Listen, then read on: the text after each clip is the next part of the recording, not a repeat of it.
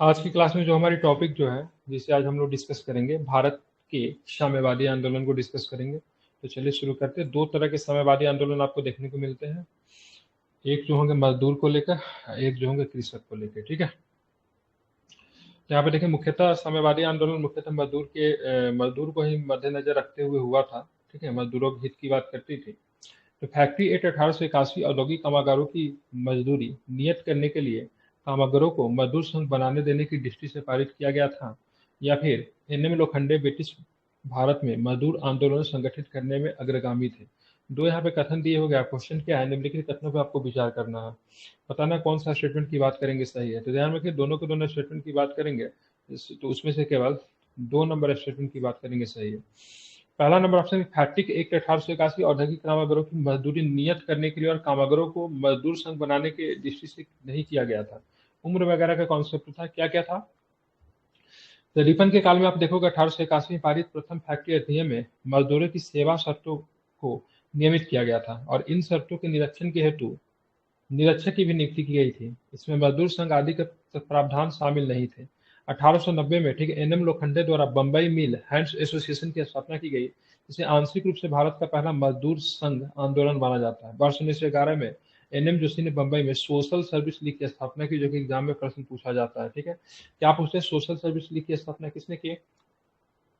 तो एन.एम. जोशी, नारायण मल्हार जोशी। ठीक है, मल्हार नाम था शायद इनका। ठीक है, एन.एम. जोशी याद रखिएगा, इनके द्वारा 1911 में सोशल सर्विस लीग की स्थापना की गई थी। ठीक है, या फिर अगर बात करेंगे 1890 में एन.एम. लोखंडे द्वारा बम्बई मिल हैंड्स एसोसिएशन की स्थापना की गई थी, ये भी आपको ध्यान में रखना है। ठीक है, तो रिपन के काल में 1881 में प्रथम फैक्ट्री अधिनियम आता है।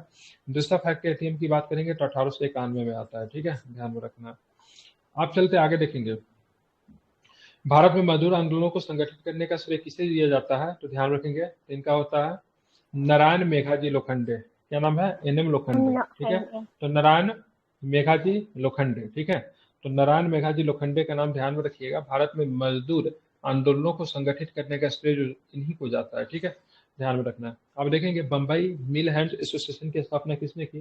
तो ही क्या नाम था इनका पूरा नाम, नारायण मेघाजी लोखंडे। ठीक है, तो कब किया था, तो ध्यान रखिए 1890 में, जस्ट हमने पढ़ा था ऊपर में 1890 में। ठीक है, ठीक है, लोखंडे जी के द्वारा। ठीक है, बम्बई मिल हैंड्स एसोसिएशन की स्थापना की गई थी, इसको आपको ध्यान में रखना।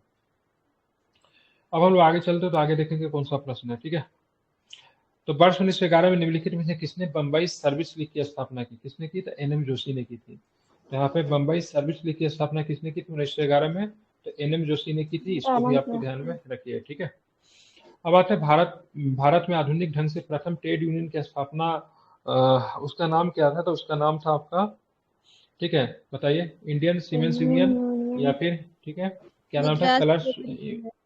हाँ ठीक है, तो क्या नाम है इसका, मद्रास लेबर यूनियन। ठीक है, तो भारत में आधुनिक ढंग से प्रथम ट्रेड यूनियन की स्थापना 1918 में की गई थी और उसका नाम क्या था, मद्रास लेबर यूनियन। ठीक है, किसने किया था, तो बीपी वाडिया का रोल था। ठीक है, 1918 में बीपी वाडिया द्वारा गठित मद्रास लेबर यूनियन मजदूर संघ भारत का पहला आधुनिक मजदूर संगठन था। ज्ञात हो कि 1920 में एम.एन. जोशी, जोसेफ बैपिटिस्ट, क्या नाम, बैपिटिस्टा नाम था इनका, तथा लाला लाजपत राय के प्रयासों से Akhil Bharatiya trade union Congress attack की स्थापना की गई थी। ठीक है, कब की गई थी, 1920 में। कौन थे इसमें, एम.एन. जोशी थे। ठीक है, उसके बाद जोसेफ बैप्टिस्ट थे, लाला लाजपत राय थे। इन्हीं के प्रयासों से अखिल भारतीय ट्रेड यूनियन कांग्रेस, ठीक है, ट्रेड यूनियन कांग्रेस की स्थापना की गई थी। इसका अधिवेशन 1920 में बंबई में हुआ था। इसके प्रथम अध्यक्ष लाला लाजपत राय थे। ठीक है, तो एटेक के पहले अध्यक्ष की बात करेंगे कौन थे, तो लाला लाजपत राय। ठीक है, एन.एम. जोशी अन्य के नेतृत्व में 1929 में इंडियन ट्रेड यूनियन फेडरेशन का गठन किया गया। ठीक है, उसके बाद के एस.ए. डांगे कानपुर सदन से संबंधित है। नाम इंपॉर्टेंट, ध्यान रखें, कानपुर सदन से ये जुड़े हुए थे। इनका पूरी नाम था श्रीपाद अमृत डांगे। ठीक है, श्रीपाद अमृत डांगे। ठीक है, एस.ए. डांगे का पूरा नाम था। ठीक है, एन.एम. जोशी व अन्य के नेतृत्व में 1929 में इंडियन ट्रेड यूनियन फेडरेशन का गठन किया गया। लेकिन आपके लिए एटेक बहुत इंपॉर्टेंट। ठीक है, AITUC बहुत इंपॉर्टेंट। इसकी स्थापना अखिल भारतीय ट्रेड यूनियन कांग्रेस की स्थापना कब हुई थी, 1920 में हुई थी। इसके पहले अध्यक्ष लाला लाजपत राय को बनाया गया था, ये भी आपको ध्यान रखना है। इसमें लाला लाजपत राय थे और कौन थे, तो ध्यान रखिए एन.एम. जोशी थे, जोसेफ बैपिटिस्ट थे। भारत में 1918 में मजदूर संघ की स्थापना किसने की, तो ध्यान रखिएगा बीपी वाडिया ने किया था। कहाँ पे, ठीक है, मद्रास में। ठीक है, कहाँ पे किया गया था, ठीक है, मद्रास में किया गया था। ठीक है, ध्यान में रखेंगे। ठीक है, निम्नलिखित में से कौन सी सही अर्थों में भारत की प्रथम ट्रेड यूनियन थी? तो ध्यान में रखना है, Bombay labour union, Ahmedabad labour union, या फिर ठीक है मद्रास वाला। ठीक है, मद्रास लेबर यूनियन जो था पहला था, इसका स्थापना किसके द्वारा किया गया था? तो बीपी वाडिया के द्वारा किया गया था। ये आपको ध्यान में रखना है। ठीक है, महत्वपूर्ण है। इनमें से किसने 1920 में ठीक है प्रथम all India trade union Congress की स्थापना की थी? ठीक है, तो 1920 में हुआ था। 1920 में एनएम जोशी साहब थे। ठीक है, उसके बाद बात करेंगे तो लाला लाजपत राय थे, और कौन थे? तो जोसेफ बैटिस्ट थे। ठीक है, ध्यान रखेंगे कब हुआ था। एक एटेक की स्थापना की बात करें कब हुआ था? तो 1900 ठीक है 20 में हुआ था। ठीक है, अखिल भारतीय ट्रेड यूनियन ठीक है अखिल भारतीय ट्रेड यूनियन कांग्रेस के प्रथम अध्यक्ष कौन थे? तो लाला लाजपत राय। तो इसी को क्या बोला जाता है? All India trade union Congress, इसी को AITUC ठीक है एटक के नाम से भी जानते हैं। ठीक है, अब आता all India trade union Congress 1920 में मुंबई में होने वाले प्रथम अधिवेशन की अध्यक्षता किसने की? तो किसने किया था? तो लाला लाजपत राय ने किया था। किसने किया था? तो लाला लाजपत राय ने किया था। इसको आपको ध्यान में रखना चाहिए, इंपॉर्टेंट। आप चलेंगे आगे देखेंगे। ठीक है, 1920 में आयोजित all India trade union Congress का उद्घाटन सत्र की अध्यक्षता किसने की थी?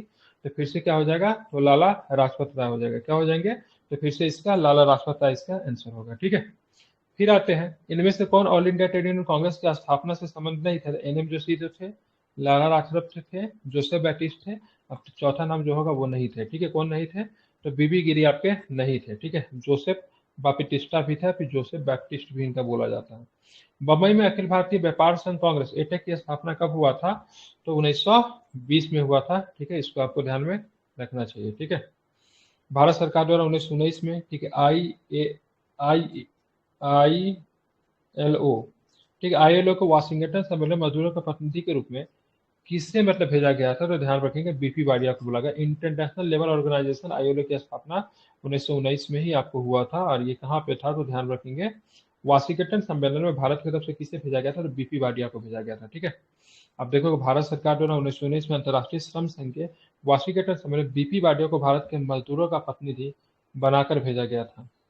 1920 में ठीक है एनएम जोशी, लाला लाजपत राय एवं जोसेफ बैप्टिस्टा आदि के अथक प्रयासों से अखिल भारतीय ट्रेड यूनियन कांग्रेस की स्थापना हुई थी।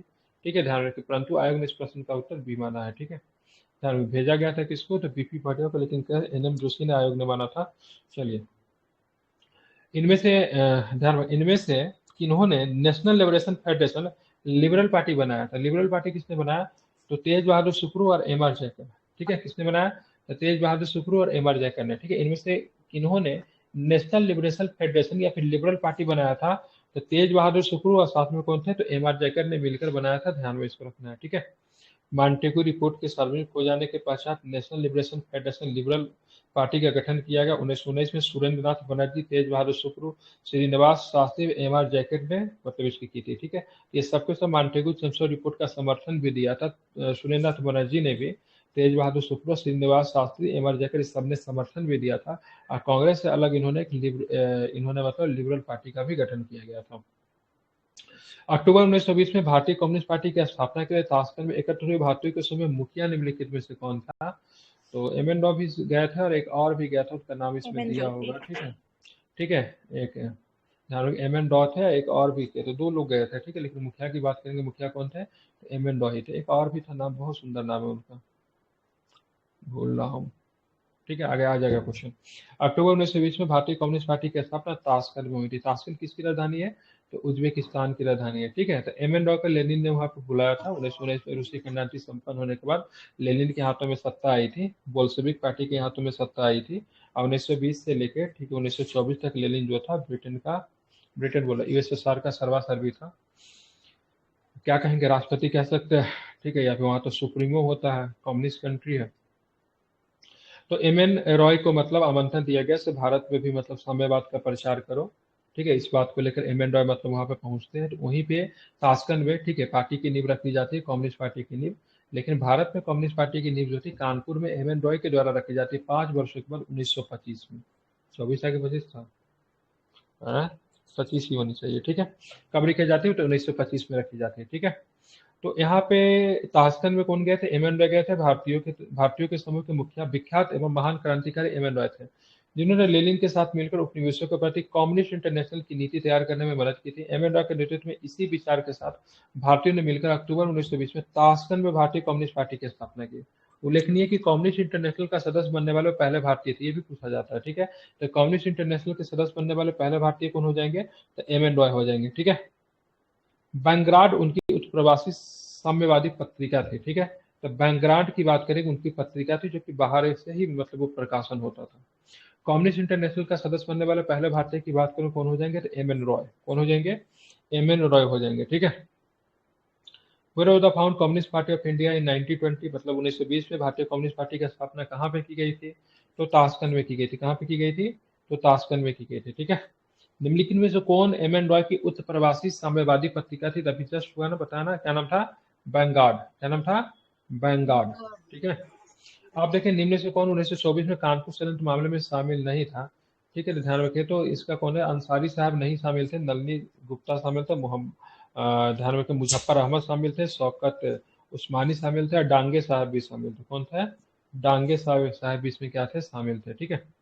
अब यहाँ पे देखेंगे कम्युनिस्ट आंदोलन की शक्ति को बढ़ते प्रभाव को रोकने के लिए कानपुर में एक षड्यंत्र को आधार बनाकर कुछ कम्युनिस्टों पर मुकदमा चलाया गया। ये मुकदमा कानपुर षड्यंत्र केस के नाम से प्रसिद्ध है। ब्रिटिश सरकार ने 1924 में किन किन के ऊपर मुकदमा चलाया, तो सबसे पहले एम एन रॉय, फिर मुजफ्फर दंगा, फिर मुजफ्फर अहमद और फिर श्रीपाद, ठीक है, दांगे, उसके बाद शौकत उस्मानी थे, गुलाम शौकत हुसैन थे, राम चलालाल शर्मा थे, ठीक है, सिंगार बेलू चेटियार पर मुकदमा चलाया गया, ठीक है। इसको कानपुर षड्यंत्र के नाम से चला मुकदमा चला। ये मुकदमा कब चला, तो 1924 में चला। कब चला, क्या बताएंगे, तो 1924। ये इंपॉर्टेंट है, इसे ध्यान में रखिएगा, प्रश्न पूछता है इससे, ठीक है। कानपुर षड्यंत्र से कई बार प्रश्न पूछा गया था। सरकार ने आरोप लगाया कि ये लोग षड्यंत्र रच रहे थे। किसके खिलाफ, है ब्रिटिश एम्पायर के खिलाफ, जिसका उद्देश्य भारत में क्रांतिकारी संगठन को स्थापित करना था और भारत से सम्राट की प्रभु सत्ता को समाप्त करना था। यह मुकदमा चला तो सिर्फ 4 व्यक्ति, नलनी गुप्ता, उस्मानी डांगा, मुजफ्फर अहमद अदालत में पेश किए गए। एम एन राय एवं शर्मा भारत में नहीं थे। हुसैन सरकारी गवाह बन गया और श्रृंगार बेलू चिटियार पर उनकी बीमारी की वजह से मुकदमा नहीं चलाया गया, ठीक है। तो इसमें पूछेगा ये कौन सा था, इसका सरकारी गवाह कौन बना था, तो क्या बताएंगे, कानपुर षड्यंत्र में सरकारी गवाह कौन बने थे, हुसैन साहब, हुसैन सरकारी से, ठीक है। कौन लोग उसमें जिनके ऊपर मुकदमा तो चला गया लेकिन वो भारत में नहीं थे, तो एम एन रॉय और शर्मा साहब जो थे भारत में नहीं थे। और किनके ऊपर बीमार होने की वजह से मुकदमा नहीं चला, तो बेलू चेटियार साहब पे नहीं चला, ठीक है। 20 में 1924 का फैसला सुनाया गया, चारों अभियुक्तों को 4-4 वर्ष की कड़ी सजा दी गई। तो किसको किसको सजा मिला गया, नलिन गुप्ता को मिला, ठीक है, उस्मानी दांगे को मिला, ठीक है, अब मोहम्मद अहमद पे मिला, ठीक है, ध्यान रखेंगे। तो इन चारों को मतलब क्या किया गया, इन सबको मतलब 4-4 वर्ष की मतलब क्या दी गई, सजा दी गई, ठीक है, ध्यान रखेंगे। उस्मानी साहब, डांगे साहब, मोहम्मद अहमद और नन्नी गुप्ता को 4-4 वर्ष की क्या दी गई, सजा दी गई। इसको आपको ध्यान में रखना है। आप चलेंगे निम्नलिखित में से किन्हें 1924 में कानपुर बोल्शेविक संघ मामले में जेल हुई थी, ठीक है। तो मुजफ्फर अहमद थे, डांगे साहब थे, शौकत उस्मानी थे, नलिनी गुप्ता थे, ठीक है, ध्यान रखेंगे, ठीक है। इन सबको मतलब जेल हुई थी, कितने कितने वर्षों की जेल हुई थी, तो 4-4 वर्षों की जेल हुई थी, ठीक है। कितने, 4-4 वर्षों की जेल हुई थी, ठीक है, ध्यान रखना है। आप चलेंगे आगे। कानपुर षड्यंत्र मुकदमा किस आंदोलन के नेताओं के विरुद्ध था, तो क्या बताएंगे, कम्युनिस्ट साम्यवादी, ठीक है, महत्वपूर्ण है, इसको आपको ध्यान में रखना है। अब यहाँ पे देखेंगे और भी कौन सा प्रश्न है। मुजफ्फर अहमद, एम डांगे, शौकत उस्मान और नलिनी गुप्ता किस षड्यंत्र के लिए कैद किए गए थे, तो क्या बताएंगे, कानपुर बोल्शेविक, ठीक है, ध्यान रखेंगे, क्या हो जाएगा, कानपुर बोल्शेविक षड्यंत्र, ठीक है, ध्यान रखेंगे, ठीक है। कानपुर बोल्शेविक बोला ना, बोल्शेविक की बात करेंगे तो रशियन रेवोल्यूशन से कनेक्ट करती है, साम्यवादियों के द्वारा वहां पे बोल्शेविक मूवमेंट चलाया गया था, ठीक है। आप चलेंगे आगे, देखेंगे आगे कौन सा प्रश्न है, ठीक है। कानपुर में 1925 में स्थापित कम्युनिस्ट पार्टी ऑफ इंडिया का अधिवेशन किसकी अध्यक्षता में संपन्न हुआ, तो किसकी अध्यक्षता में संपन्न होता है, ठीक है, एम एन रॉय हो जाएंगे, ठीक है, रॉय साहब। तो एम एन रॉय ने जुलाई अगस्त 1920 में मॉस्को में आयोजित हुए द्वितीय कम्युनिस्ट इंटरनेशनल में भाग लिया था और शीघ्र ही बाद 1920 में ताशकंद में भारतीय कम्युनिस्ट पार्टी की स्थापना की। 1921 और 1925 के बीच देश के अनेक भागों में विभिन्न साम्यवादी गुटों की स्थापना हुई, अतः दिसंबर 1925 में, ठीक है, सत्य भक्त ने कानपुर में अखिल भारतीय साम्यवादी सम्मेलन का आयोजन किया। नाम क्या था, सत्य भक्त, जिसके अध्यक्ष कौन थे, ध्यान रखेंगे, श्रृंगार वेलु चेटियार थे। सत्यभक्त इस पार्टी के सचिव थे। इसका आंसर डी लिया है। अच्छा ठीक है। अध्यक्ष कौन है? श्रृंगार वेलु चेट्टी हो जाएंगे। हालांकि स्थापना करने का श्रेय जाता है एम एन रॉय को जाता है। ठीक है, चलिए इसको आपको ध्यान में रखना चाहिए। ठीक है, आप देखेंगे भारतीय स्वतंत्रता संघर्ष के दौरान दत्त ब्रेडले सिद्धांत किससे संबंधित है? तो इस साम्यवादी आंदोलन से। ठीक है, कौन सा? तो ध्यान रखना है, इससे दत्त ब्रेडले सिद्धांत की बात करेंगे, साम्यवादी आंदोलन से क्या है? संबंधित है। ठीक है, भारतीय स्वतंत्रता संघर्ष के दौरान दत्त ब्रेडले सिद्धांत साम्यवादी आंदोलन से संबंधित है। भारत में कम्युनिस्ट आंदोलन में बदलाव की सैद्धांतिक और राजनीतिक बुनियाद 1926 में शुरुआत में एक दस्तावेज के जरिए रखी गई थी, जिसको दत्त ब्रेडले के सिद्धांत के नाम से जाना जाता है। इस सिद्धांत के मुताबिक साम्राज्य विरोधी जन मोर्चा के कार्य कामयाब बनाने में, ठीक है, भारतीय राष्ट्रीय कांग्रेस बहुत बड़ी अग्रणी भूमिका अदा कर सकती है। ठीक है, मेरा षड्यंत्र बहुत इंपॉर्टेंट है। मेरा षड्यंत्र काफी चर्चा में रहा था। ठीक है,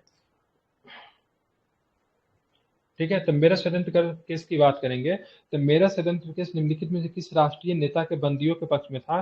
तो राष्ट्रीय नेता के बंदियों का पक्ष लिया था। तो मेरा षड्यंत्र केस में निम्नलिखित किस राष्ट्रीय नेता ने बंदियों का पक्ष लिया? तो उसका नाम था एमसी छांगला। क्या नाम था? एमसी छांगला। ध्यान रखिएगा।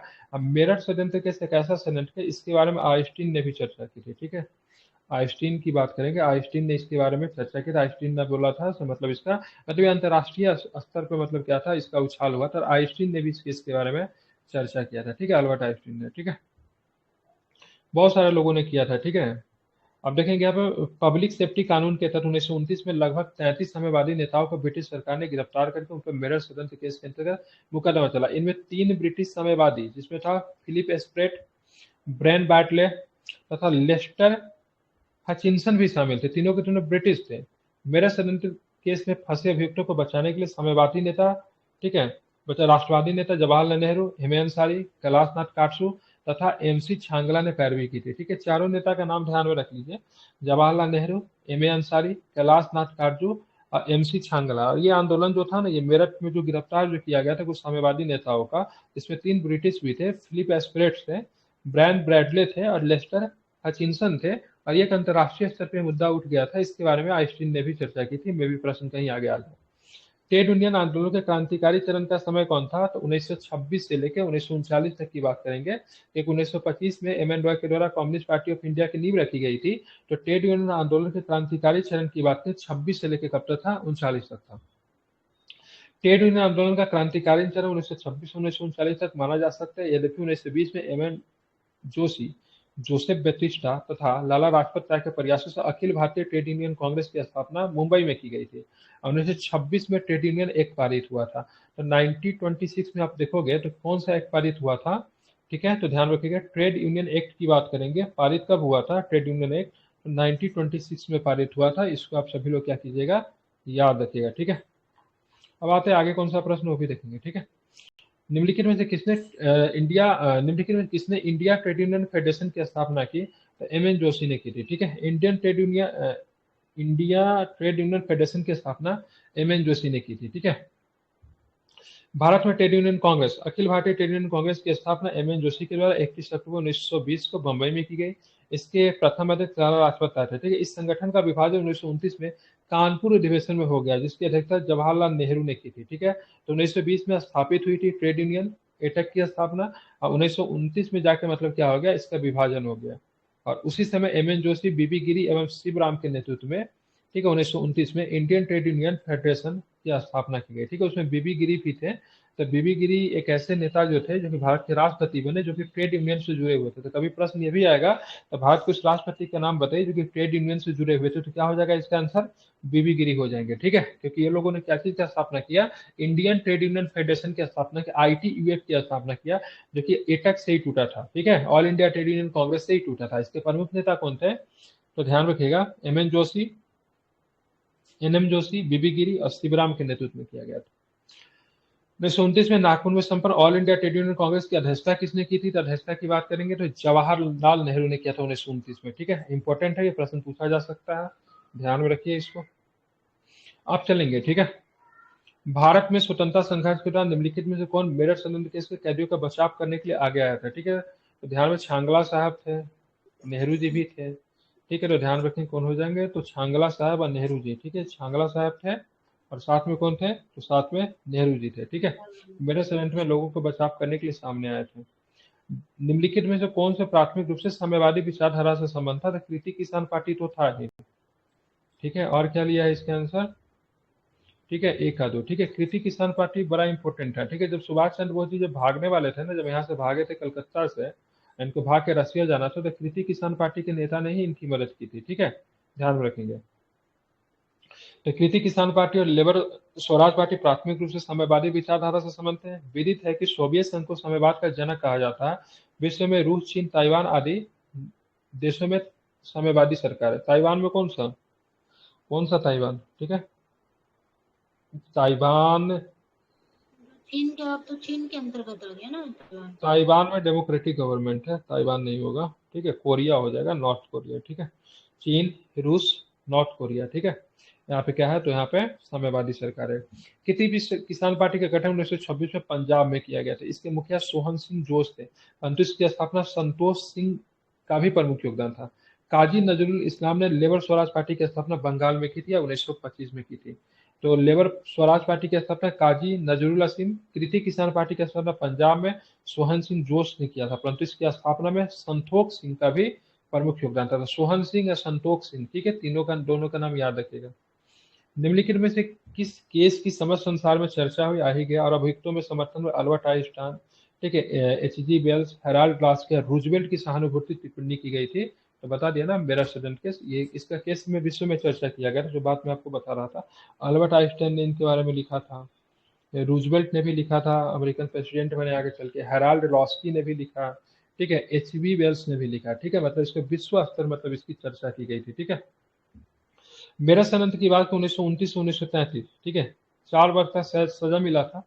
कम्युनिस्ट क्रांतिकारी पर चला गया। 33 कम्युनिस्टों के ऊपर मुकदमा चला गया, जिनमें से 3 अंग्रेज भी थे। ठीक है, इन विद्रोहियों के समर्थन में आइंस्टीन, रूजवेल्ट, ठीक है, H G Wells, Herald Laski ने भी टिप्पणी की थी। तो मेरा सदन के अपने आप में बहुत ज्यादा महत्वपूर्ण है, इससे आप लोग क्या रखेंगे? ध्यान में रखेंगे, क्योंकि इस पे अंतर्राष्ट्रीय प्रतिक्रिया भी आपको देखने को मिली थी। ठीक है, जिसके बारे में मैंने आपसे चर्चा किया था। 1929 से 1939 आंदोलन के मंद पड़ने का कारण क्या था? तो ट्रेड यूनियन कांग्रेस के कई गुटों में विभाजन हो गया, किसानों के बीच विद्रोह हो गया, अपनी आर्थिक विफलता के कारण त्रस्त होना। ठीक है, तो ये सबसे बड़ा जो था ना, कई गुटों में जो था इनका विभाजन हो गया। ठीक है, मतलब partition of trade union Congress in many groups. ठीक है, ये सबसे बड़ा क्या था? कारण था, इसको आपको ध्यान में रखना है। 1929 के बीच में मजदूर आंदोलन के मंद पड़ने का मुख्य कारण यह रहा कि ट्रेड यूनियन कांग्रेस का विभिन्न गुटों में क्या हो गया? विभाजन हो गया। ध्यान में रखना है। 1930 के दशक के आरंभ में, ठीक है, भारतीय राष्ट्रवादी लहर में श्रमिक भागीदारी प्रभाव था। ठीक है,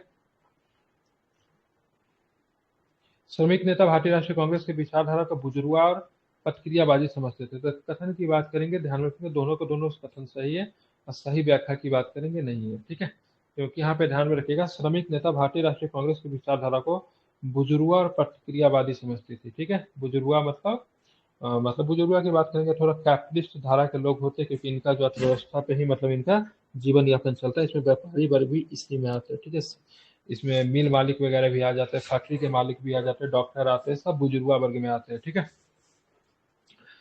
कांग्रेस के गठन से लेकर 1930 के दशक के अंत तक इस पार्टी का श्रमिक के कल्याण के लिए कोई ठोस योजना नहीं थी। श्रमिकों के कल्याण एवं उनकी समस्याओं का आधार मानकर 1930 के दशक में भारतीय कम्युनिस्ट पार्टी व्यापक रूप से उभर कर सामने आई और भारतीय राष्ट्रवादी लहर का प्रभावी अंग बना। साम्यवादियों ने कांग्रेस की विचारधारा को बुजुर्गों एवं प्रतिक्रियावादी विचारधारा बताया था। ठीक है, और कम्युनिस्ट पार्टी की बात करेंगे तो भारत छोड़ो आंदोलन में इन्होंने अपनी क्या थी? योगदान नहीं दिया था। मतलब भारत छोड़ो आंदोलन से मतलब ये बाहर रहे थे। क्यों बाहर रहे थे? क्योंकि भारत छोड़ो आंदोलन से इसलिए बाहर रहे थे क्योंकि यूरोप में आप देखोगे तो यूरोप में, ठीक है, यूके की बात करेंगे, यूके जो हो गया किसके खिलाफ लड़ रहा था? जर्मनी के खिलाफ लड़ रहा था। ठीक है, और जर्मनी ने किसके ऊपर हमला कर दिया? रूस के ऊपर हमला कर दिया। ठीक है, 1943 के आसपास जर्मनी ने रूस के ऊपर हमला कर दिया। तो रूस ने मतलब क्या किया? यूके के साथ संधि कर ली। किसको हराने के लिए? जर्मनी को हराने के लिए यूके और रूस के बीच में क्या हो गया? संधि हो गया। ठीक है, अब जो संधि जब हो गया तो यूके मतलब रूस का मतलब क्या हो गया? दोस्त हो गया। और साम्यवादी पार्टी को दिशा निर्देश कहाँ से मिलता था? रूस से मिलता था। अब भारत में साम्यवादी पार्टी है, इसको दिशा निर्देश मिल रहा है रूस से। रूस रूस जो है, ठीक है, यूरोप में यूके के साथ लड़ रहा है, तो भारत में कैसे उसी पार्टी के लोग जो थे मतलब क्या करते, ब्रिटेन का विरोध करते। इसीलिए साम्यवादी पार्टी, जिसका दिशा निर्देश रूस से मिलता था, भारत छोड़ो आंदोलन के दौरान, ठीक है, आंदोलन से पूरी तरीके से मतलब बाहर रहे हैं। मतलब पार्टी समझ रहे, वन भारत में रही, लेकिन उसका दिशा निर्देश रूस में मिल रहा था। मतलब साम्यवादी पार्टी कहीं की भी बनती थी ना शुरू में बहुत वर्षों तक, अब तो नहीं ऐसा, तो उसको दिशा निर्देश कहाँ से मिलता था, तो रूस से ही मिलता था। मतलब रूस से ही एक तरह से मतलब संचालन होती थी। इसी तरह प्रथम भारत छोड़ो आंदोलन के दौरान, ठीक है, जर्मनी के खिलाफ यूरोप में यूके और रूस के बीच में संधि जो हो गई, ठीक है, जिसको आई थिंक क्या बोलते हैं, अटलांटिक चार्टर, नहीं अटलांटिक नहीं था, ठीक है। तो उसके बाद मतलब भारत छोड़ो आंदोलन में साम्यवादी पार्टी मुख्यतः भारत में नगण्य रहे, ठीक है, उन्होंने किसी प्रकार का कोई भी योगदान नहीं दिया, ठीक है। 35 नंबर क्वेश्चन देखिए, सोमेंद्र नाथ टैगोर द्वारा स्थापित दल का नाम क्या था? तो इनका नाम था भारतीय क्रांतिकारी साम्यवादी दल, ठीक है। सोमेंद्र नाथ टैगोर ने 1932 में भारतीय क्रांतिकारी साम्यवादी दल की स्थापना की। भारतीय बोल्शेविक दल की स्थापना 1934 में बंगाल के मजदूर नेता, ठीक है, क्या नाम था, एन दत्त मजूमदार, अजीत रॉय, शिशिर रॉय तथा विश्वनाथ दुबे ने की थी। ये सबके सब मजदूर पॉलिटिक्स की बात करती थी, ठीक है। तो सुमेंद्र नाथ टैगोर ने 1934 में भारतीय क्रांतिकारी साम्यवादी दल की स्थापना की और भारतीय बोल्शेविक दल की स्थापना 1934 में बंगाल में मजदूर नेता, ठीक है, एन दत्त मजूमदार, अजीत रॉय, शिशिर रॉय तो विश्वनाथ दुबे ने की, ठीक है।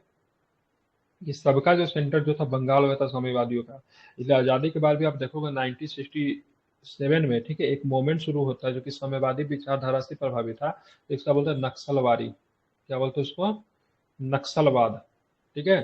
ये नक्सलवाद जो 1967 में साम्यवादी विचारधारा से प्रभावित हो गए, हालांकि एक्सट्रीम साम्यवादी था, इसमें काफी तक हिंसा की बात करते थे और ये रशियन के कम्युनिज्म से प्रभावित नहीं थे, चीन के माओवाद से मतलब प्रभावित थे। ये साम्यवादी को समझने का सबसे अच्छा तरीका यह है, जब 1945 में जब सेकेंड वर्ल्ड वॉर समाप्त जब होता है, ठीक है, हालांकि मुख्यतः आप इसको समझ रशियन रेवोल्यूशन से समझ सकते हैं, 1917 से लेके 1919 के बीच में, ठीक है, रशियन रेवोल्यूशन जब समाप्त होता है तो रूस में एक नेता का उदय होता है जिसका नाम था लेनिन।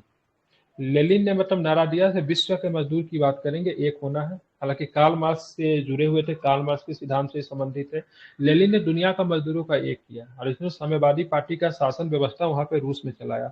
और इसकी शाखाएं की बात करेंगे, विश्व के विभिन्न देशों में इसकी शाखाएं थी, इसकी शाखाएं विश्व के विभिन्न देशों में इसकी शाखाएं थी, इसको ध्यान में रखना है। अब लेनिन के विचारों से जगह जगह पे साम्यवादी दल का गठन किया गया, लेकिन जैसे ही सेकेंड वर्ल्ड वॉर जो समाप्त होता है तो, ठीक है, चीन में एक नेता निकलता है जिसका नाम था माओ, ठीक है, माओ, ठीक है, माओ ने एक अपना विचार शामिल किया। लेकिन लेनिन का विचार जो था मजदूरों तक ही सीमित है, इसमें किसान का कहीं से भी कोई रोल नहीं था, ठीक है। क्योंकि कार्ल मार्क्स का कहना था कि भाई साहब जिसके पास संपत्ति होगा वो कभी भी क्रांति नहीं कर सकता है, क्योंकि क्रांति अगर करेगा तो भाई सरकार क्रैकडाउन करेगी, सरकार अगर क्रैकडाउन करेगी तो आपकी संपत्ति छीन लेगी। तो मजदूरों कृषक के पास क्या होता है, कृषक के पास जमीन होगा तो अपने जमीन को जाने की डर से कभी भी क्रांति नहीं करेगी। मतलब कार्ल मार्क्स के हिसाब से क्रांति कौन कर सकता है, तो केवल केवल मजदूर कर सकते हैं, क्योंकि मजदूर के पास क्या है, आज काम कर रहा है तो आज उसको पैसा मिलेगा, कल उसको पैसा नहीं मिलेगा, तो इसके पास कुछ भी नहीं है, तो क्रांति यही करेगा। लेकिन ये तो ठीक था, रसिया में तो ये चीजें ठीक थी, लेकिन जब यही क्रांति जब फैल के जब चीन में गया तो चीन में तो फैक्ट्री नहीं था। तो चीन में जब फैक्ट्री नहीं था, भाई फैक्ट्री नहीं तो मजदूर कहाँ से आए। तो फिर इसमें मतलब क्या किया माओ ने, क्या किया इसमें एडिट करके माओ ने क्या किया, इसमें किसको जोड़ दिया, किसानों को जोड़ दिया, ठीक है। मतलब माओ का जो कम्युनिज्म जो था किसानों के हित में था। ये माओ का कम्युनिज्म में दुनिया में इतनी आग लगाई, पहले तो चीन में 2 करोड़ लोग मारे, ठीक है, मतलब माओ को जितने भी विरोधी करने वाले तो सबको मतलब मार दिया। और उसके दुनिया के विभिन्न हिस्सों में मतलब कम्युनिज्म का प्रसार हुआ। यही 1967 में भारत में फैल गया, ठीक है। दार्जिलिंग के पास एक जगह है नक्सलवाड़ी, ठीक है, वेस्ट बंगाल नक्सलबाड़ी में। जिला का नाम है, वेस्ट बंगाल में पड़ता है। वहां से आंदोलन की शुरुआत हुआ, चारू मजूमदार जैसा नेता जो था उसने जमींदारों की हत्या कर दी वहां पे। अब पूरे देश में मतलब नक्सलवादी मतलब फैल गया, ठीक है। बाद में इतना व्यापक हो गया, से बाद में इनका कहना पड़ा, क्या नाम है इनका, मनमोहन सिंह के कहना पड़ा था देश का अगर असली दुश्मन है तो आतंकवाद से भी ज्यादा मतलब क्या नक्सलवाद है, ठीक है। एसएसपी का गठन करना पड़ रहा नक्सलवाद को हटाने के लिए। बिहार, उत्तर प्रदेश तो कम, बिहार, छत्तीसगढ़, ठीक है, झारखंड, मध्य प्रदेश, आंध्र रेड कॉरिडोर प्रदेश, जो ठीक है। है, वो सब मतलब सबके समय में नक्सलवाद से इतना अधिक प्रभावित हो गया, ठीक है। तो इन लोग का विचार जो था काफी राष्ट्रवादी, सरकार को नहीं मानते, इंडियन करेंसी को नहीं मानते हैं, गवर्नमेंट को नहीं मानते, वोट देने के लोगों को मना करते हैं, पूरी तरह से डेमोक्रेसी में इनका विश्वास नहीं है। तो दो तरह के थ्योरी निकल कर आया, ठीक है। फिर लेनिन जो थे उनका जो था मजदूरों के आसपास था, और इनका जो कम्युनिज्म जो था, क्या नाम है इसका, माओ का जो था, ठीक है, वो था किसानों के लेकर था, ठीक है। इसने बोला था पावर कम्स प्लस, क्या बोलते हैं, Ballad of gun, power comes from Ballad of gun, मतलब बंदूक के नोक से ही मतलब क्या होती है, शक्ति निकलती है। मतलब समझ सके बात में कितना हिंसा की बात हो रही है, ठीक है। और गजब का हिंसा मतलब आपको देखने को मिलता है, ठीक है। प्रथम अखिल भारतीय समाजवादी युवा के कांग्रेस के सभापति कौन थे, तो जवाहरलाल नेहरू थे, ठीक है। तो प्रथम अखिल भारतीय समाजवादी युवा कांग्रेस के सभापति कौन थे, तो ध्यान रखें जवाहरलाल नेहरू थे, ठीक है। और इसकी बैठक की बात करेंगे तो 1928 में कलकत्ता में हुई थी, ठीक है। तो अखिल भारतीय समाजवादी युवा कांग्रेस के नेता जवाहरलाल नेहरू के द्वारा, ध्यान में रखेंगे, बैठक की गई थी 1928 को कलकत्ता में। सन 1931 में, ठीक है, बिहार समाजवादी पार्टी का गठन किया गया। बहुत सारे नेता थे, ई ऑप्शन क्या है, फूलन प्रसाद वर्मा भी थे, दादा भाई नौजी, नरीक पारिक, स्वामी योगानंद, ठीक है। क्या लेता है आंसर, देखते हैं, ठीक है। इसका आंसर ए लिया, फूलन प्रसाद वर्मा हो जाएंगे, ठीक है। कौन कौन नेता थे, ध्यान रखिएगा। इसमें 1931 में हुई थी, हालांकि मूल रूप से पार्टी 1934 में बना था, हालांकि उसकी एक शाखा विंग की स्थापना 1931 में ही हो गई थी, ठीक है। तो बिहार सोशलिस्ट पार्टी की स्थापना 1931 में गंगा सदन सिंह, रामवृक्ष बेनीपुरी, रामानंद मिश्र के द्वारा की गई। 1934 में पटना के अंजुमन इस्लामिया हॉल में पार्टी सोशलिस्ट पार्टी की औपचारिक स्थापना हुई, ठीक है। औपचारिक स्थापना 1934 में हुई थी अंजुमन इस्लामिया हॉल में। और इसके अध्यक्ष कौन थे, ध्यान रखें, आचार्य नरेंद्र देव इनके अध्यक्ष थे, और सचिव जयप्रकाश नारायण जी बनाए गए थे। अन्य सदस्य में राम वृक्ष बेनीपुरी थे। ध्यान में रखिएगा, इससे इंपॉर्टेंट पूछा जाता है ना, 1934 में जो ये बना था Bihar socialist party, Akhil Bharatiya socialist party, इसमें कर्पूरी ठाकुर भी थे, ठीक है। ये भी प्रश्न पूछा जा हो सकता है, इसी बार पूछ दे।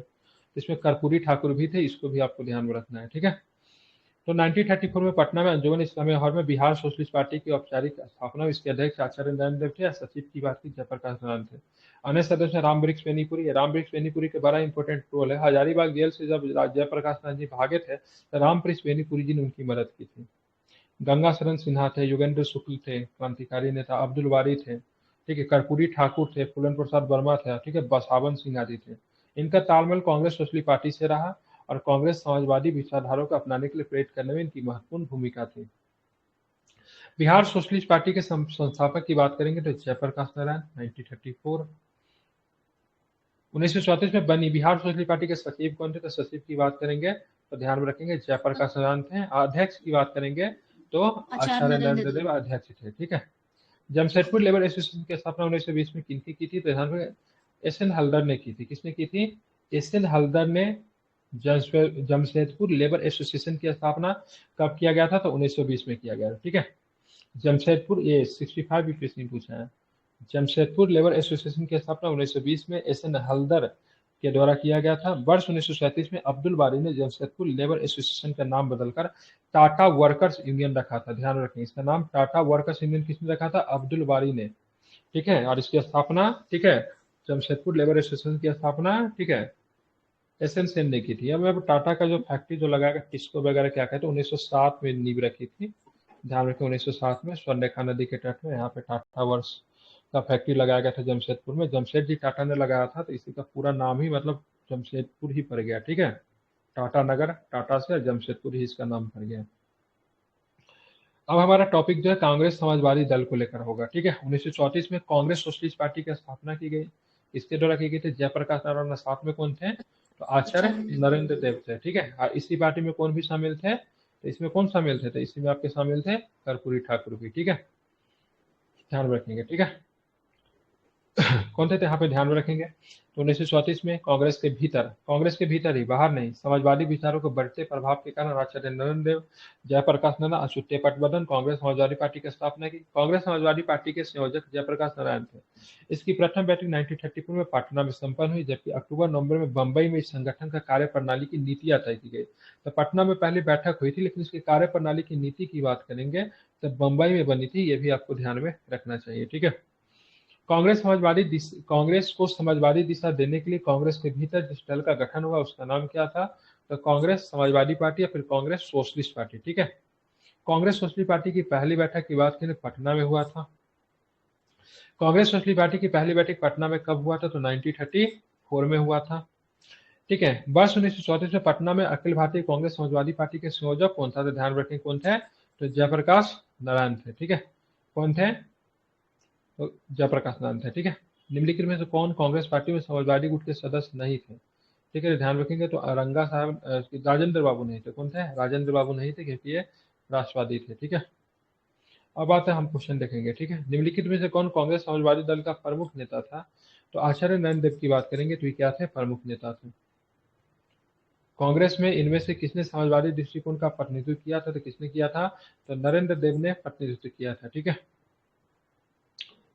राष्ट्रीय आंदोलन में, ठीक है, समाजवादी प्रवृत्तियों के उभार के कारण आचार्य नरेंद्र देव और जयप्रकाश नारायण के नेतृत्व में 1934 में कांग्रेस सोशलिस्ट पार्टी की नींव पड़ी थी। ठीक है, 1936 में जवाहरलाल नेहरू ने कांग्रेस के समाजवाद को अपने लक्ष्य के रूप में स्वीकार किया तथा किसानों और श्रमिकों को वर्ग से लड़ने का आग्रह किया था। दोनों के दोनों स्टेटमेंट की बात करेंगे। सही है, 1936 में जो अधिवेशन हुआ था, कौन सा अधिवेशन था? ठीक है, Lucknow. Sir Lucknow yes sir, Lucknow ठीक है, अधिवेशन। इसकी अध्यक्षता किसने की थी? नेहरू जी ने की थी। वहां पे दो लक्ष्य रखा गया था। कांग्रेस समाजवादी लक्ष्य के ऊपर काम करेगी, समाजवाद को अपने लक्ष्य के रूप में स्वीकार किया था। ठीक है, कांग्रेस ने इसी अधिवेशन में, इसलिए अधिवेशन काफी महत्वपूर्ण है। ठीक है, 1936 में भारतीय राष्ट्रीय कांग्रेस के वार्षिक अधिवेशन लखनऊ में संपन्न हुआ, जिसकी अध्यक्षता जवाहरलाल नेहरू ने की थी। इस अधिवेशन में जवाहरलाल नेहरू ने कांग्रेसियों से समाजवाद अपनाने तथा किसान एवं श्रमिकों के वर्ग से जुड़ने का आग्रह किया था। तो बहुत महत्वपूर्ण ये क्वेश्चन बन जाता है, इसको आप लोग क्या कीजिएगा? याद कीजिएगा। ठीक है, अब चलेंगे आगे, देखेंगे कांग्रेस सोशलिस्ट पार्टी के संदर्भ में निम्नलिखित कथनों में विचार करना। इसने ब्रिटिश माल के बहिष्कार, करों का, ठीक है, अपवंचन, इवेजन की वकालत की। यह सर्वहारा वर्ग का अधिनायकत्व स्थापित करना चाहती थी, नहीं करना चाहती थी, गलत है ये।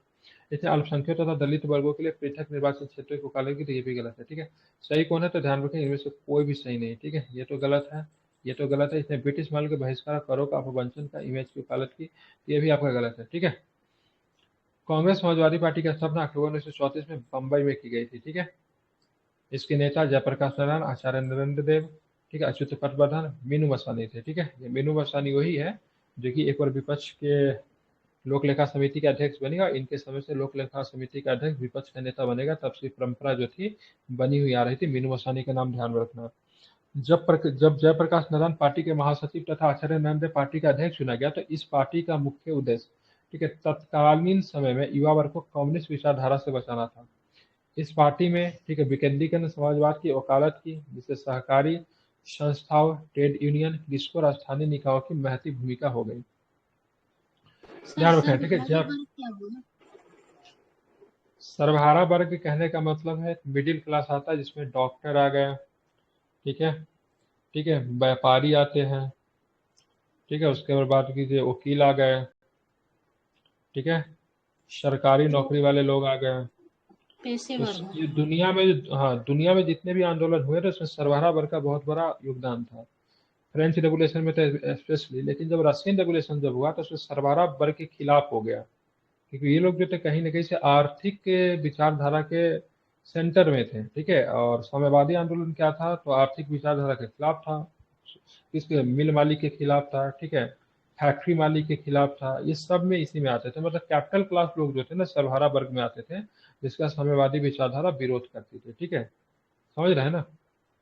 जयप्रकाश नारायण इस पार्टी से जुड़े थे। ठीक है, तो सोशलिस्ट पार्टी से जयप्रकाश नारायण जो थे आपके जुड़े थे। लोकनायक के नाम से कौन जाने जाते हैं? तो जयप्रकाश को लोकनायक के नाम जाने जाते हैं। ठीक है, निम्नलिखित में से किस भारतीय राष्ट्रीय कांग्रेस के अधिवेशन में जवाहरलाल नेहरू ने समाजवाद को, ठीक है, भारतीयों की समस्या का हल करने का कुंजी बताया था? किसमें था? तो 1936 का कौन सा अधिवेशन? 1936 का लखनऊ अधिवेशन। ठीक है, ध्यान रखें। ठीक है, और उन्होंने एक स्टेटमेंट दिया था इस अधिवेशन, नेहरू ने कहा था, मैं एक समाजवादी हूँ और मुझे राजाओं और राजकुमारों पर विश्वास नहीं है। ठीक है, तो मैं एक समाजवादी हूँ और मुझे राजाओं एवं राजकुमार पर विश्वास नहीं है। लखनऊ अधिवेशन में इन्होंने कहा था। नेहरू ब्रिटिश राज, पूंजीवाद आदि को उखाड़ फेंकना चाहते थे, इसलिए भारत में नेहरू को साम्यवाद का उच्चतम पुजारी भी कहा जाता है। ठीक है, निम्नलिखित में से किसने वर्ष 1940 में रेडिकल डेमोक्रेटिक पार्टी का गठन किया था? ये एम एन रॉय साहब थे। किसने किया था?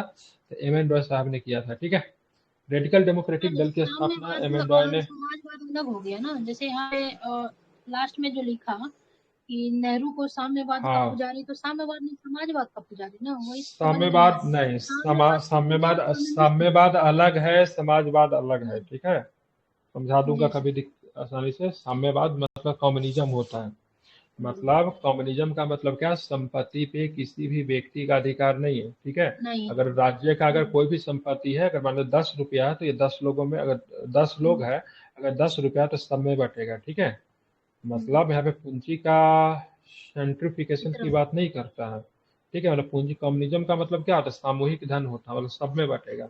अब क्या होता है यहाँ पे पूंजीवाद में, क्या होता है, पूंजी का मतलब क्या होता है, संचय होता है, ठीक है। मतलब क्या होता है, पूंजीवाद में क्या उत्पादन होता है, उत्पादन पे किसका अधिकार होता है, मालिक का अधिकार होता है, ठीक है। फैक्ट्री का जो मालिक है, जो ऑनर है, उसका अधिकार होता है, लेकिन उत्पादन करता कौन है, तो उत्पादन मजदूर करता है।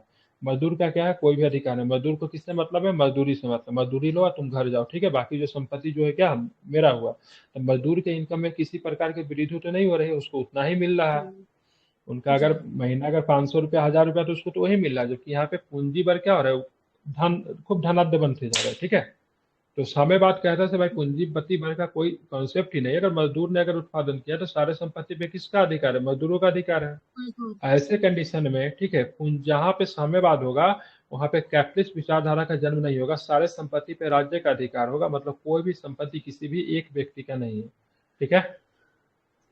मतलब जी। मान लीजिए फैक्ट्री किसका है, राज्य का है। फैक्ट्री से क्या बनेगा, कौन डिसाइड करेगा, राज्य डिसाइड करेगा, मतलब सरकार डिसाइड करेगी, ठीक है।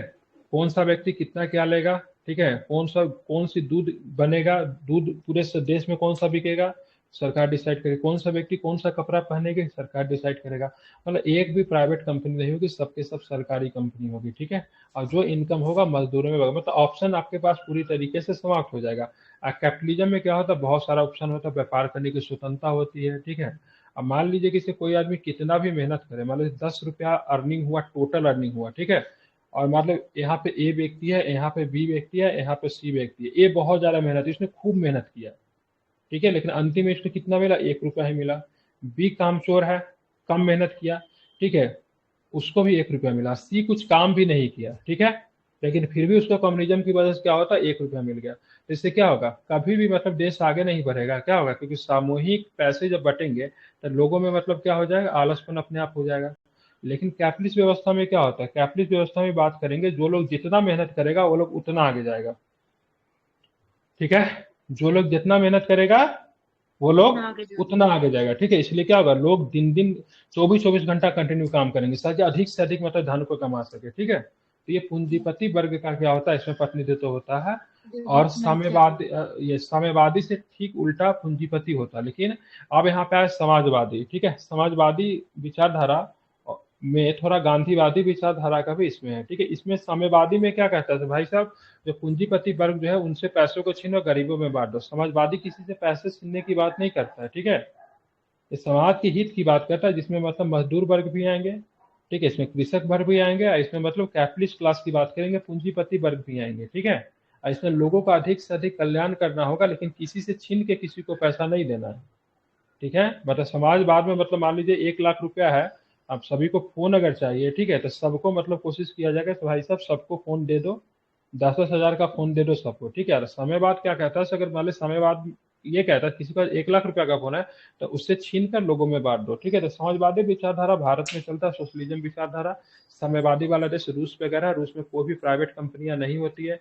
नॉर्थ कोरिया में प्राइवेट कंपनियां नहीं होती, ये लोग व्यापार भी नहीं करते। चीन की बात करेंगे तो चीन तो बस कहने का साम्यवादी है, लेकिन उसकी अर्थव्यवस्था पूरी तरीके से कैपिटलिस्ट है, ठीक है। चलिए, तो यहाँ पे आपने देख लिया, ठीक है। अब आते हैं निम्नलिखित में से किसने भारत में साम्यवाद का उच्चतम पुजारी कहा गया है, तो नेहरू जी को, ठीक है। मैं एक समाजवादी हूँ और गणतंत्रवादी हूँ, मुझे राजाओं और राजकुमारों में कोई भी विश्वास नहीं, व्यक्तित्व किनका है, तो नेहरू जी का जवाहरलाल। विचार है, ठीक है। अब आते हैं समाजवाद का समर्थक कौन था, जो 1933 में ब्रिटिश शासन, देशी राज्यों, जमींदारवाद और पूंजीवाद को उखाड़ फेंकना चाहता था, जो कि समाजवाद का समर्थक था। ये भी आपका कौन हो जाएगा, तो राजेंद्र बाबू, सॉरी क्या नाम है, जवाहरलाल नेहरू हो जाएंगे, ठीक है। अब देखेंगे राम मनोहर लोहिया के विषय में निम्नलिखित कथनों पर विचार करना है। उनका विश्वास था कि रचनात्मक कार्य के बिना सत्याग्रह क्रिया रहित वाक्य जैसा है, ठीक है। उन्होंने महात्मा गांधी के सामाजिक आर्थिक सिद्धांत पर संकेत करते हुए पीएचडी शोध प्रबंध पत्र साल सत्याग्रह के विषय पर भी लिखा था। उन्होंने पहचाना कि भारत की प्रगति में जाति वर्ग से कहीं अधिक विशाल बाधा है, ठीक है। तो बताना कौन सा स्टेटमेंट सही है, तो तीनों के तीनों स्टेटमेंट की बात करेंगे राम मनोहर लोहिया के संदर्भ में सही। उनका विश्वास है कि रचनात्मक कार्य के बिना सत्याग्रह क्रिया रहित वाक्य जैसे है, मतलब सेंटेंस विदाउट ए वर्ब, ठीक है। उन्होंने महात्मा गांधी के सामाजिक आर्थिक सिद्धांत पर संकेंद्रित करते हुए अपना पीएचडी शोध प्रबंध पत्र चार्ल सत्याग्रह के विषय पर लिखा, तो ये भी आपका सही है। उन्होंने पहचाना कि भारत की प्रगति में जाति वर्ग से कहीं अधिक विशाल बाधा थी, तो ये भी आपका क्या है, सही है।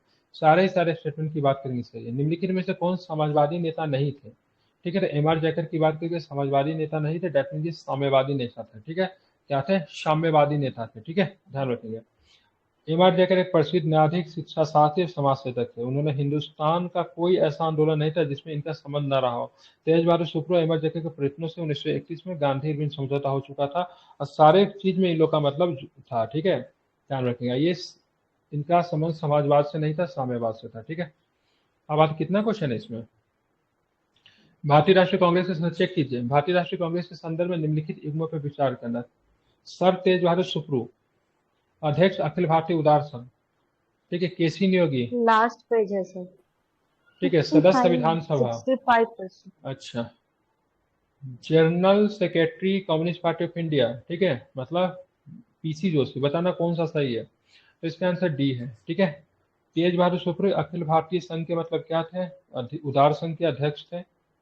संविधान सभा के सदस्य केसी नियोगी, केसी नियोगी प्रथम वित्त आयोग के भी अध्यक्ष थे। केसी नियोगी की बात करेंगे, प्रथम वित्त आयोग बना था ना 1951 से 1956, 51 से लेकर 56 तक। ठीक है, अब पीसी जोशी केवल महासचिव भारतीय साम्यवादी दल सही है। ठीक है, जवाहरलाल नेहरू के समय में निम्नलिखित कथनों में से कौन सा कथन सही नहीं? उनका विवाह 1916 में हुआ था। उन्होंने होम रूल आंदोलन में भाग लिया था। वे कांग्रेस के महासचिव चुने गए थे। 1930 में वो all India trade union Congress के अध्यक्ष चुने गए थे। 1930 में तो all India trade union Congress तो चुने तो गए थे, 30 नहीं 34 होना चाहिए। अच्छा, 1929 में चुने गए थे। ठीक है, वर्ष 1929 में कानपुर में और AITUC all India trade union Congress के अध्यक्ष चुने गए थे। ठीक है, तो ये गलत है। तो कांग्रेस के महासचिव थे 1928 में। ठीक है, होम रूल में उन्होंने भाग लिया था। ठीक है, विवाह की बात करें 1916 में हुआ था। किनसे हुआ था? तो कमला नेहरू से उनका विवाह हुआ था। ठीक है, 27 मई 1934 में उनका मृत्यु हो गया था, ये भी ध्यान में रखेंगे। उन्होंने कैम्ब्रिज विश्वविद्यालय से स्नातक किया। डिग्री हासिल करके 1912 में मतलब क्या हुए थे? भारत लौटे थे। ठीक है, ध्यान रखेंगे। ठीक है, भारत में 1912 में लौटे थे। ठीक है, ध्यान रखिएगा। अब वर्ष 1919 में इलाहाबाद के होम रूल लीग के सचिव भी बने थे, ये भी आपको ध्यान में रखना है। ठीक है, 1928 में नेहरू को अखिल भारतीय कांग्रेस कमेटी का महासचिव भी बनाया गया था। किस राज्य में समाजवादी दलों ने संयुक्त रूप से भूपोटम आंदोलन चलाया? मतलब भूपोटम आंदोलन किस राज्य में चलाया संयुक्त रूप से? साउथ में ही होगा। ठीक है, किसमें? तो आंध्र प्रदेश में डेल्टाई भागों में चला था। ठीक है, आंध्र प्रदेश राज्य के समाजवादी दलों ने संयुक्त रूप से भूपोटम आंदोलन चलाया था। ठीक है, साम्यवादी दल का प्रथम निर्वाचित मुख्यमंत्री थे। केरल में सरकार बनी थी साम्यवादियों की सरकार। ठीक है, देखिए साम्यवादी दल कभी भी डेमोक्रेटिक कल्चर में विश्वास नहीं करता, लेकिन दुनिया में पहली साम्यवादी की सरकार जो बनी थी, जो लोगों के द्वारा चुनी गई थी। ठीक है, EMS नंबूदिरीपाद की सरकार जो बनी थी केरल में बनी थी, दुनिया की पहली सरकार थी जो कि लोगों के द्वारा चुनी गई थी। ठीक है, साम्यवादी अर्थव्यवस्था वाले देशों में, ठीक है, चुनाव नहीं होता है। ठीक है, लेकिन यहाँ पे पहला निर्वाचित मुख्यमंत्री था। इस सरकार को भी सच्चा ने बर्खास्त कर दिया था। ठीक है, तो उसके बाद बड़ा दिक्कत हो गया था। ठीक है, आज भी केरल में, ठीक है, साम्यवादी दल का ही सरकार है। ठीक है, ज्योति बसु 1977 में पश्चिम बंगाल के मुख्यमंत्री बने थे। लॉन्गेस्ट सर्विंग चीफ मिनिस्टर रहे थे ज्योति बसु। ठीक है, काफी लंबे समय से ज्योति बसु जो थे पश्चिम बंगाल में मुख्यमंत्री बने हुए रहे थे।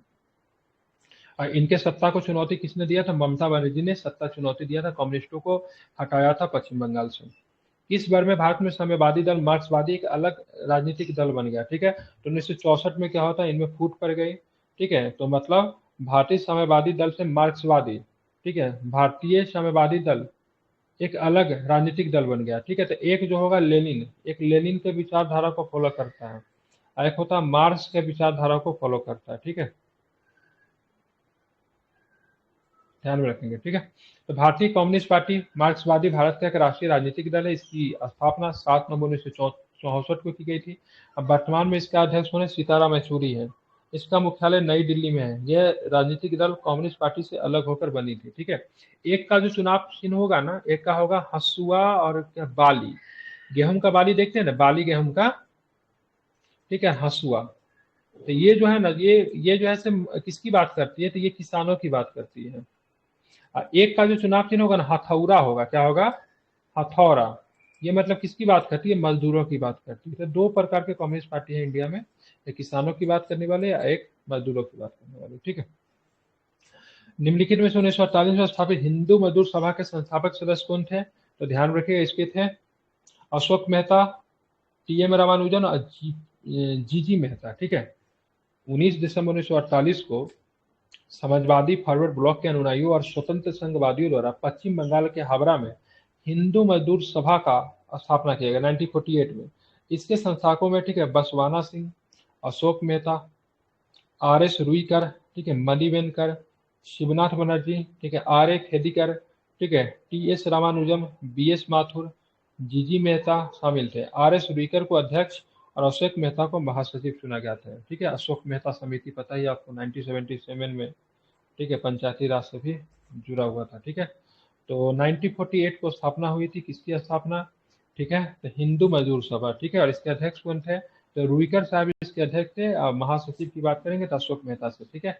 तो कल के क्लास में हम देखेंगे 1936 में चुनाव होता है और 1937 में देखोगे तो प्रांतीय मंत्रिमंडल का गठन किया जाता है। तो ये प्रश्न हम लोग देखेंगे कल के क्लास में और काफी महत्वपूर्ण है। लगभग हम लोग 350 पेज के आसपास पहुंच गए। ठीक है। और इस महीना से बहुत पहले इसको क्या करना है? समाप्ति करना है और 10-12 दिन में समाप्त हो जाएगा इसको। ठीक है। तो मिलते हैं फिर कल की क्लास में। और रात वाली क्लास की बात करेंगे तो 9:30 बजे के आसपास आपकी रात वाला भी क्लास होगी। Thank you very much.